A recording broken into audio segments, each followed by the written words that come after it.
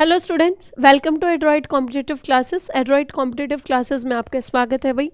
और आज हम हमारा नया टॉपिक शुरू करने वाले हैं, that is chemistry in everyday life. ये जो चैप्टर है ना आपका, ये सबसे इम्पॉर्टेंट चैप्टर है आपका। मतलब इससे सबसे मैक्सिमम क्वेश्चंस आते हैं। अगर केमिस्ट्री की बात करें तो इससे ज़्यादा क्वेश्चन किसी भी चीज़ से नहीं आते, ठीक है। अगर तुमने बहुत अच्छे से अपना किसी भी एग्ज़ाम का सिलेबस पढ़ा हो तो वहाँ पे साफ साफ लिखा होता है केमिस्ट्री के बारे में, या फिर साइंस के बारे में भी कई बार ऐसे लिखा होता है कि साइंस पेपर में वो पूछी जाएगी जो आप अपनी एवरीडे की लाइफ में देखते हो, ठीक है। आप अपनी रोज़मर्रा की जो ज़िंदगी में देखते हो, रोज़मर्रा के जो जीवन में देखते हो, वो वाली साइंस आपसे पूछी जाएगी, ठीक है। तो ये सबसे इम्पॉर्टेंट जो है टॉपिक हो जाता है आपका, किसका? साइंस का। इवन पूरी साइंस की बात करें तो तीनों ही पार्ट्स में आपकी एवरीडे साइंस का जो है वो पार्टीशन रहता है, ठीक है। तो एवरीडे जो साइंस होती है, जो हम रोज़मर्रा की ज़िंदगी में जो साइंस हम पढ़ते हैं, एवरीडे जो हम पढ़ते हैं, वही साइंस आपके पेपर में पूछी जाती है, ठीक है। तो जितने भी अभी तक मैंने टॉपिक कराए हैं, ये उनमें सबसे ज़्यादा इम्पॉर्टेंट है। अब क्लास की बात करते हैं। आज हमारी क्लास है 39। इससे पहले 38 क्लासेस जो हैं वो आपकी हो चुकी है, ठीक है। केमिस्ट्री के आपके इसके बाद एक दो टॉपिक और रहते हैं, वो भी मैं आपको कराऊंगी, ठीक है। इसके बाद हम हमारा फिजिक्स शुरू करेंगे, ठीक है भाई। आगे बढ़ते हैं। ये हमारा बैच है, पांचों टीचर्स का बैच है। पांचों टीचर्स जो है वो आपको बहुत मेहनत से, बहुत अच्छे से पढ़ा रहे हैं, आपके लिए बहुत मेहनत कर रहे हैं, ठीक है। तो आपका भी हक बनता है कि आप लोग भी हमारे लिए बहुत मेहनत करें, उतनी ही दिल से और उतनी ही चाहत से मेहनत करें जितना हम आप लोगों के लिए कर रहे हैं। और हमारे बैच का नाम क्या है? हमारे बैच का नाम है आपका एसएससी जीडी मिशन सफलता बैच, जो कि जीडी की सफलता के लिए स्पेशल आपका जीडी के लिए बनाया गया है, ठीक है भाई। और जीडी का पेपर भी जो है वो आपका बहुत नज़दीक आ रहा है। तो जो बच्चे पढ़ने नहीं लगे ना, वो उनसे रिक्वेस्ट है कि भाई पढ़ना शुरू कर दो, ठीक है। पढ़ना बहुत ज़रूरी है, ठीक है। और आपकी क्लासेस जो हैं वो यूट्यूब पे शुरू हो जाती हैं 11 बजे, और 11 बजे से लेकर रात को 7-8 बजे तक आपकी क्लासेस जो हैं वो यूट्यूब पे कंटिन्यू चलती रहती हैं। और सारी क्लासेस जो हैं वो फ्री ऑफ कॉस्ट है, तो उसके लिए तो आपको टेंशन लेने की कोई नीड है नहीं, ठीक है भाई। तो हम आज क्या करेंगे? हम everyday chemistry in everyday life के क्वेश्चन सोल्व करेंगे। तो उसमें हमारा पहला सवाल है, among the following which contains the lowest amount of sugar. निम्न में से किसमें शर्करे की मात्रा कम होती है? देखो, अब ये हम अपने डेली रोज़मर्रा वाली ज़िंदगी में खाने वाली चारों चीज़ें हैं। हम एप्पल खाते हैं, मैंगो खाते हैं, पोटैटो खाते हैं, बनाना खाते हैं। तो इन्होंने सवाल पूछा है कि चारों में सबसे कम मात्रा में जो शुगर है वो किस में होता है? तो answer is potato. Answer is potato. जो पोटैटो है उसमें सबसे कम मात्रा में जो है वो शुगर होता है। इसके एक्सप्लेनेशन देखते हैं। ये देखो, पोटैटो का साइंटिफिक नेम क्या है? तो पोटैटो का साइंटिफिक नेम है सोलेनम ट्यूबरसम, ठीक है। पेपर में आ जाता है कई बार, ठीक है। हाईएस्ट शुगर का फॉर्मूला देखो, ये है C12H22O11, ये हाईएस्ट शुगर का फॉर्मूला है, ठीक है। आपका जो किस में होता है? जो आपका लीची में होता है, ठीक है। और ये इन सब के आपके क्या है? साइंटिफिक नेम है। देखो, लीची का साइंटिफिक नेम है लीची चाइनीसिस। पोमीग्रेनेट का आपका है पुनिका ग्रांटम। मैंगो का है मैंजीफेरा इंडिका, ठीक है। बनाना का है मूसा पैराडाइसिसा, लोवेस्ट शुगर, ठीक है आपका। और लोवेस्ट शुगर किस में है? लोवेस्ट शुगर वेजिटेबल्स आपकी कौन कौन सी है? जैसे कि आपका मशरूम, ठीक है, मशरूम। तो ये आपकी लोवेस्ट शुगर वाली क्या है? आपकी वेजिटेबल्स है। अगला सवाल है आपका, in what form is the energy derived from the food that we eat in is stored in our body. बहुत ही आसान सवाल है, बहुत ही आसान सवाल है, ठीक है। हम अपनी बॉडी में एक्स्ट्रा शुगर या एक्स्ट्रा एनर्जी को किस रूप में जो है वो प्रिजर्व करते हैं, स्टोर करते हैं? तो हमारा आंसर आ जाएगा ग्लाइकोजन। मतलब इस चीज़ के बारे में मैंने आपको चीख के बहुत बार किस में बताया हुआ है? बहुत बार आपका बताया हुआ है किस में? बहुत बार आपका बताया हुआ है आपका डाइजेस्टिव सिस्टम में, ठीक है। डाइजेस्टिव सिस्टम में मैंने आपको इसके बारे में बहुत बार बताया है कि आपका ग्लाइकोजन के रूप में लीवर क्या करता है। देखो ध्यान से सुनो, एक्चुअल में क्या होता है, हमारी बॉडी, हम खाना खाते हैं, हम डाइजेस्ट करते हैं, डाइजेशन में क्या होता है, शुगर होता है, ठीक है। शुगर को सिंपलेस्ट फॉर्म में यानी कि ग्लूकोज में तोड़ लिया जाता है, ठीक है। अब ये जो ग्लूकोज हमारे पास बना है, इसके साथ ऑक्सीजन को मिला के और आपका एटीपी बना ली जाती है। एटीपी मतलब आपकी एनर्जी बना ली जाती है, जो हमारी बॉडी की एनर्जी होती है। एटीपी मतलब एडेनोसिन ट्राइफॉस्फेट, और एडेनोसिन ट्राइफॉस्फेट क्या है, हमारी बॉडी की एनर्जी करेंसी है। अब कुछ ग्लूकोज को तो एनर्जी बना के इस्तेमाल कर लेंगे, लेकिन हमने अगर ज़्यादा खा लिया है तो हमारी बॉडी में रह जाता है एक्स्ट्रा ग्लूकोज। हमारी बॉडी में क्या रहेगा, एक्स्ट्रा ग्लूकोज रहेगा। और ये जो एक्स्ट्रा ग्लूकोज है ये चेंज किस में हो जाएगा, ये चेंज हो जाएगा किसके, इसमें आपका ग्लाइकोजन में चेंज हो जाएगा। और इसको ग्लाइकोजन के रूप में चेंज करके स्टोर कौन करेगा, इसको स्टोर कौन करेगा, तो इसको स्टोर करेगा लीवर। इसको स्टोर कौन करेगा, इसको स्टोर करेगा लीवर। तो ये आपकी स्टोरी होती है, this is the story behind this, ठीक है भाई। आगे बढ़ते हैं। ये देखो एनर्जी जो हम अपनी बॉडी में स्टोर करते हैं वो किस रूप में स्टोर होती है, आपकी ग्लाइकोजन के रूप में स्टोर होती है। और ग्लाइकोजन को क्या कहते हैं, पॉलीसेकेराइड कहते हैं, ठीक है भाई। आगे बढ़ते हैं।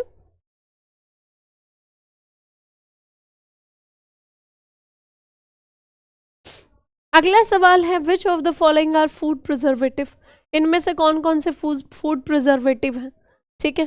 तो आंसर आ जाएगा ऑप्शन नंबर ए, ठीक है। सोल्ट, सोडियम नाइट्रेट, स्पाइसेस और विनेगर, इन चारों को हम फूड प्रिजर्वेटिव के रूप में यूज़ करते हैं। यानी कि आपका नमक, सोडियम नाइट्रेट और आपके मसाले और सिरका, ठीक है, ये सारे आपके क्या होते हैं, फूड प्रिजर्वेटिव होते हैं।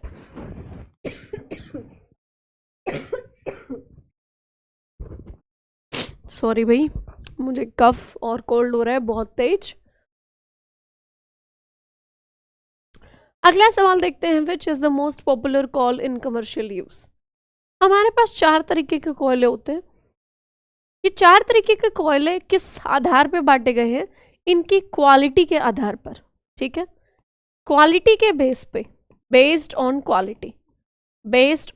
क्वालिटी, यानी कि इनकी जो क्वालिटी है उसके आधार पर आपके पास 4 तरीके के कोयले होते हैं।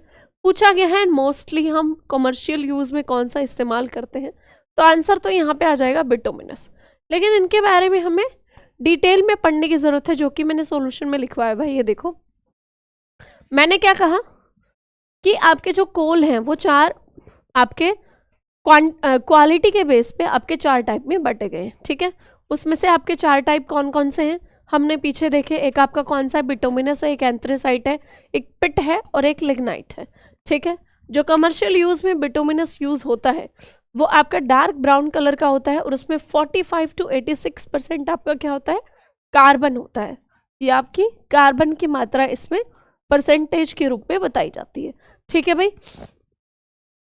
ये आपका सबसे पॉपुलर है जो आपका कमर्शियल यूज में होता है, ठीक है। और ये सबसे वर्सेटाइल, सबसे डैम्पनेस सब्सटेंस है, ठीक है। और अदर टाइप के कॉल आपके कौन से होते हैं, पिट होता है, ठीक है, और जिसमें 40% कार्बन होता है। लिग्नाइट होता है जिसमें 25 to 35% होता है। तो जो बिटुमिनस है ये सबसे अच्छी क्वालिटी का आपका जो है वो कोल होता है, जिसमें कार्बन की मात्रा सबसे ज़्यादा। इस यहाँ पे क्या रहेगा कि जिसमें कार्बन की मात्रा सबसे ज़्यादा उसकी क्वालिटी अच्छी, उसकी क्वालिटी ज़्यादा। जिसमें कार्बन की मात्रा कम उसकी क्वालिटी कम, ठीक है। तो ऐसे करके रहता है। अगला सवाल है, which of the following green house gas is most abundant in the atmosphere. Actually यहाँ पे आपका गैस नहीं आना चाहिए था, ठीक है। तो सबसे ज़्यादा ग्रीन हाउस करने वाली चीज़ जो हमारी इसमें सबसे ज़्यादा पाई जाती है दैट इज़ वाटर वेपर, यानी कि जल वाष्प। जल वाष्प जो है वो सबसे ज़्यादा पाया जाता है, ठीक है। ग्रीन हाउस गैसेस कौन कौन सी होती है, कार्बन डाइऑक्साइड होती है, मीथेन होती है, नाइट्रस ऑक्साइड होती है, ठीक है, फ्लोरोनेटेड होती है, ठीक है। तो ये सारी आपकी क्या क्या है, आपकी गैसेस हैं जो ग्रीन हाउस गैस बनाने में इफेक्ट करती है। ओजोन भी, O3 भी करती है, ठीक है। आगे बढ़ते हैं। अगला सवाल है which of the following is used in photography. तो इनमें से फोटोग्राफी में कौन यूज होता है? आंसर आ जाएगा सोडियम थियोसल्फेट, ठीक है। और सोडियम थियोसल्फेट को यूज किया जाता है फोटोग्राफी में फिक्सिंग के लिए, मतलब फोटो फिक्सिंग के लिए। किसके लिए यूज किया जाता है?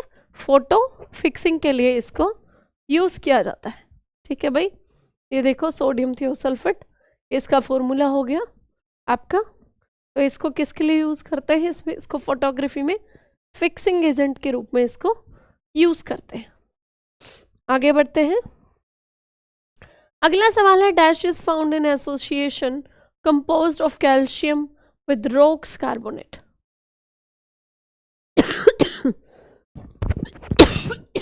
सॉरी भाई।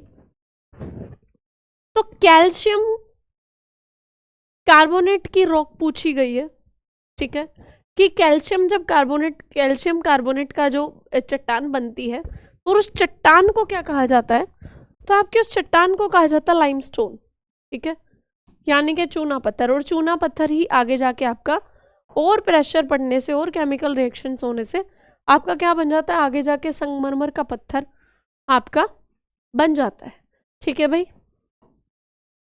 आगे बढ़ते हैं। कार्बन डेटिंग मीन्स कि कार्बन की डेटिंग निकालने का मतलब क्या है? A method to determine the density of fossil material. Actually यहाँ पे फॉसिल आएगा, ठीक है। फॉसिल का मतलब क्या होता है? जो पुरानी चीज़ें, जो पुराने अवशेष हमें आपका मिलते हैं, ठीक है, जीवाश्म जिनको कहते हैं। तो जीवाश्म जो हम अपना खुदाई में निकालते हैं, तो उनकी डेंसिटी पता करने के लिए तो बिल्कुल भी नहीं, गलत है। अगला है method of calculating the remains of sulphur and nitrogen in hard rock. तो हार्ड रॉक में आपका सल्फर और नाइट्रोजन कितना बचा हुआ है ये पता लगाने के लिए तो बिल्कुल गलत है। अगला है आपका method of calculating the age. हाँ, तो बिल्कुल सही है। Age very low object by measuring the amount of different forms of carbon in them, ठीक है। तो डिफरेंट तरीके के कार्बन्स, आपके कितने तरीके के कार्बन्स हैं उस पर्टिकुलर फॉसिल में, ठीक है। तो उस पर्टिकुलर फॉसिल की एज पता करने के लिए कि वो कितना पुराना है, तो उस चीज़ को क्या कहते हैं? उसको कहते हैं कार्बन डेटिंग। उसको क्या कहते हैं? कार्बन डेटिंग कहते हैं। तो option number C is the right answer. Option number C is the right answer. ये देखो, ये इसका एक्सप्लेनेशन है। कार्बन 14 मशीन को कहते हैं, ठीक है, रेडियो कार्बन डेटिंग मशीन होती है ये। अगला सवाल है which of the following chemicals are vastly used in gunpowder of fireworks. तो इनमें से कौन कौन सी चीज़ें की जाती हैं? तो आंसर आ जाएगा option number D, potassium nitrate, sulphur और चारकोल। जो बच्चे मुझसे ऑफलाइन पढ़ चुके हैं वो सारे सवालों का ऐसे जवाब देंगे जैसे उनको सब कुछ रटा हुआ है, क्योंकि क्लास में मैं सब कुछ ऐसे याद करा के ही बच्चों को छोड़ती हूँ। आगे बढ़ते हैं। Malic acid is most abundant found in.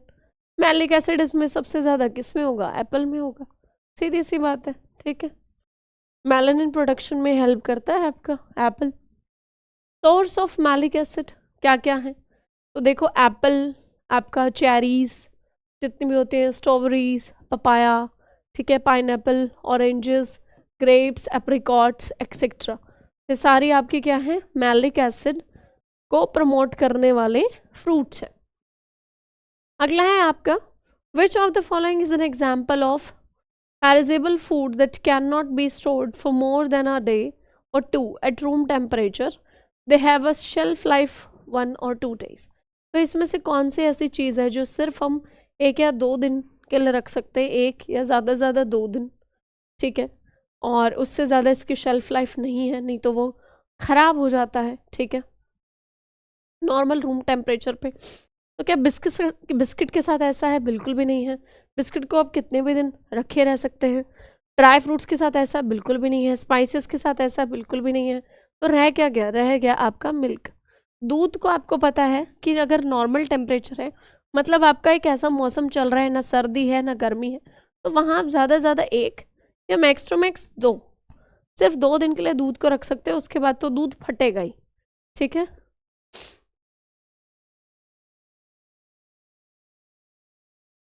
अगला सवाल है, which of the following chemical compounds is a naturally occurring orange yellow pigment extracted from turmeric, which is used as a spice in food coloring and a traditional herbal medicine। तो इसमें से कौन सा है वो? तो आंसर आ जाएगा इसका करक्यूमिन। ये देखो यहाँ उल्टा हो गया है, देखो ऑप्शन नंबर सी, एक्चुअल में option number C is the right answer. ऊपर नीचे हो गया पर कोई बात नहीं है, ठीक है। हल्दी से निकाला जाने वाला पूछा है, नारंगी और पीले रंग का लिक्विड जो हल्दी से निकालते हैं, मसालों में भी इस्तेमाल करते हैं और हर्बल दवाओं में भी इस्तेमाल इसका किया जाता है। अगला सवाल है, which sodium salt of glutamic acid is commonly added to Chinese food, canned vegetables, soups and processed meats to enhance the flavor। तो इसमें से ऐसी कौन सी चीज़ है जो स्वाद के लिए आपका चीनी भोजन, चाइनीज़ फूड, ये चीनी भोजन गलत है, इसका थोड़ा सा एक्सप्लेनेशन अलग हो गई है। चाइनीज़ भोजन यानी कि जो आपकी चाउमीन वगैरह होती है इनमें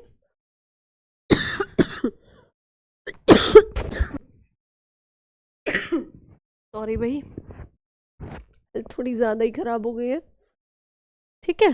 तो कौन सा ऐसा सोडियम लवण है कि पूछा गया है, तो आंसर क्या आ जाएगा? आंसर आएगा मोनोसोडियम ग्लूटामेट। मोनोसोडियम ग्लूटामेट, देखो उल्टा सीधा हो गया है और कोई बात नहीं, उधर एक सेकेंड, मोनोसोडियम आंसर तो मैंने ठीक लगाया है, मोनोसोडियम ऊपर नीचे तो नहीं है आंसर भाई, ये आगे पीछे लिख दिया बस थोड़ा सा, कोई बात नहीं, आप लोग इसको तो मैनेज कर ही सकते हो। At what temperature is milk boiled for 15 to 30 seconds in the pasteurization process? तो आंसर आ जाएगा 72 डिग्री सेल्सियस। कि पैस्चराइजेशन प्रोसेस के लिए, पाश्चीकरण के लिए आपका दूध जो है वो कितने सेकंड के लिए उबाला जाता है और कितने टेम्परेचर पे उबाला जाता है, ठीक है भाई। अगला सवाल है, starch in potato reacts with turning to a blue colour. आलू में जो स्टार्च होता है वो कौन से अभिक्रिया करने के बाद नीले में बदलेगा? किसके साथ? तो आयोडीन के साथ। और ये एक्सपेरिमेंट ना हम 6th या 7th क्लास में हमारी मैडम हमें खुश करने के लिए स्कूल्स में कराती है, हालांकि इसके अलावा कुछ नहीं कराया जाता है, वो एक अलग बात है। और इसके लिए, इस एक्सपेरिमेंट के लिए हमें आलू घर से लाना होता है। चलो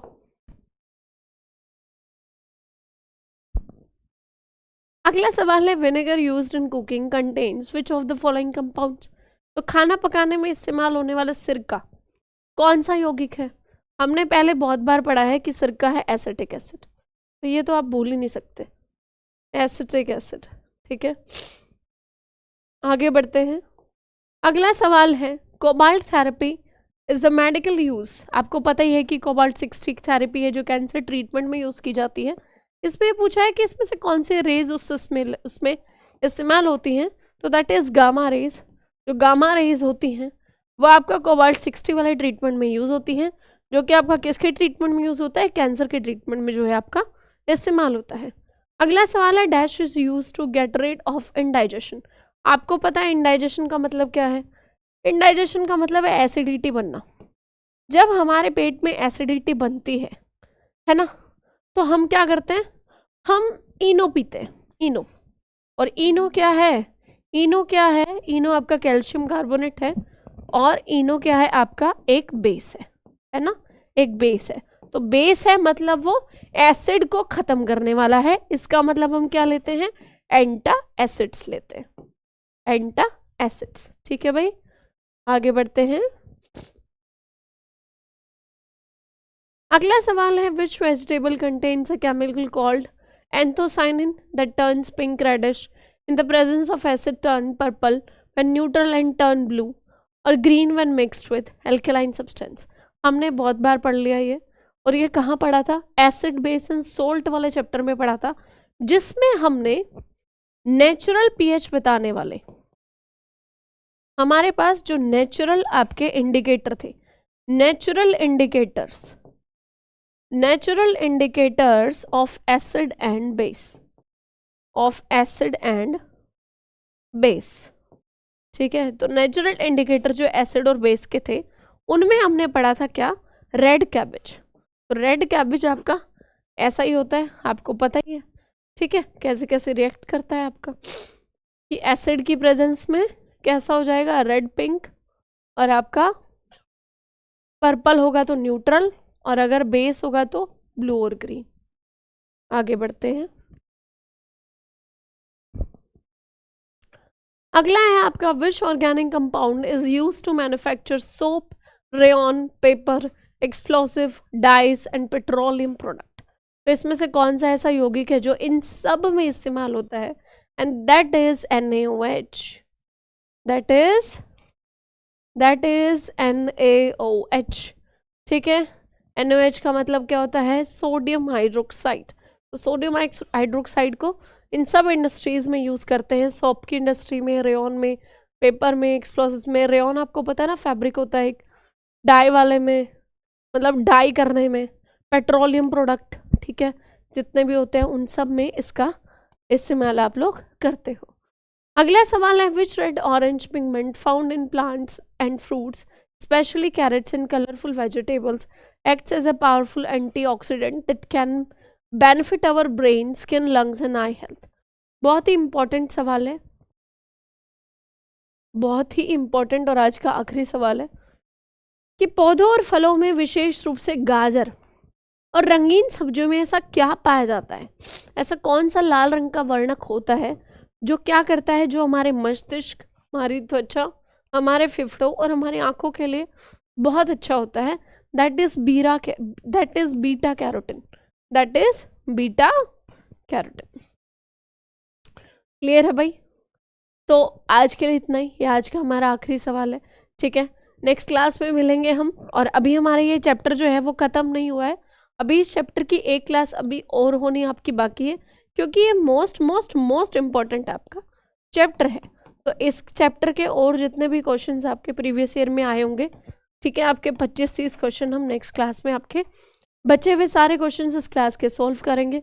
ठीक है भाई, तो नेक्स्ट क्लास में मिलते हैं। Thank you so much, bye bye.